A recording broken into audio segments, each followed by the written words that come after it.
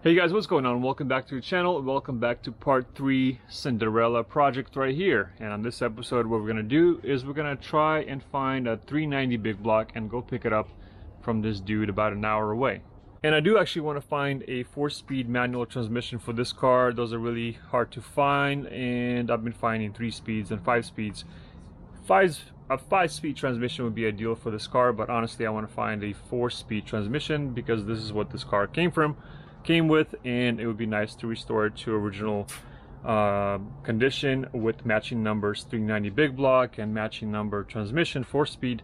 That would be ideal. That would be the best, I think, for this car. If you guys know of anybody that has a top loader for 4-speed transmission in any condition really, let me know in the comments or hit me up, DM me on Instagram, FixitNick, and hopefully I can pick it up. Obviously I don't want to pay an arm and a leg, but if it's like $400 or $500, I think that's a reasonable price for a transmission that needs some work. Alright, so I'm gonna go ahead and text this guy that has a 390 engine, and we're gonna go with Matthew and see if we can pick it up for a good price. And we're gonna start right now.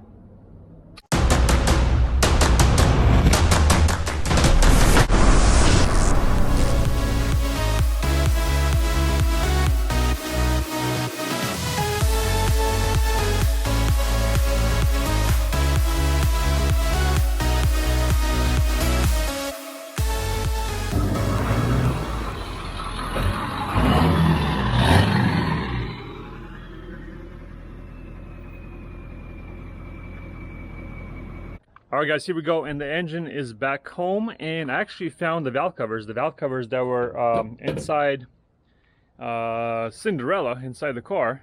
They're actually for this 390 type of engine, 390 FE engine. This is what it is. So what I gotta do now is I'm gonna go ahead and move the engine lift hoist over here. I'm gonna hook it up to somewhere over here, and we're gonna go ahead and take this off, slide it out, and I'm gonna put it into the Cinderella Mustang. All right, let's go.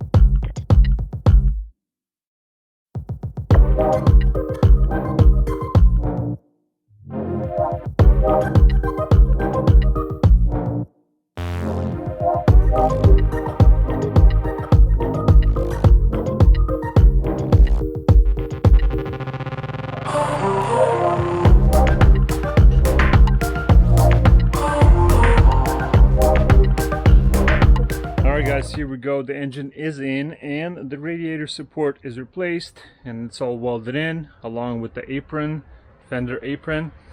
And this bronzy stuff is the weld through primer. So everywhere that it's kind of metal meets metal and I had to grind or whatever, I sprayed that with weld through primer, and that helps it weld a little bit better, and it's not gonna rust in between those spots. And basically I'm not gonna grind down the spot welds.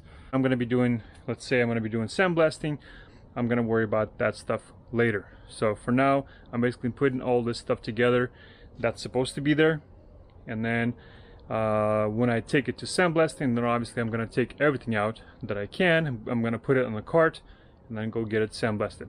For now I'm just putting it in because I'm going to do only a few episodes on this car, and then she's going to sit for a while and I'm going to be working on my car in the garage because I want to get that done fast and first, and then I'm going to be worrying about this one later on. I'd rather it all be assembled and look somewhat normal than kind of thrown together and then try to figure out later what goes where. Right now what I want to do is I want to put the fenders on, the nose, the bumper, and the hood, and see how it all sits. Alright, let's get that done.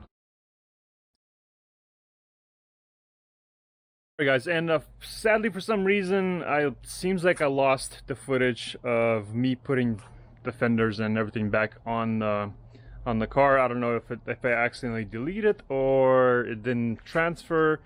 But at what point my camera was giving me a memory card error, so I was able to recover what I could, and maybe that's what got lost. But anyways, this is what the car now looks like. Everything's assembled, put together.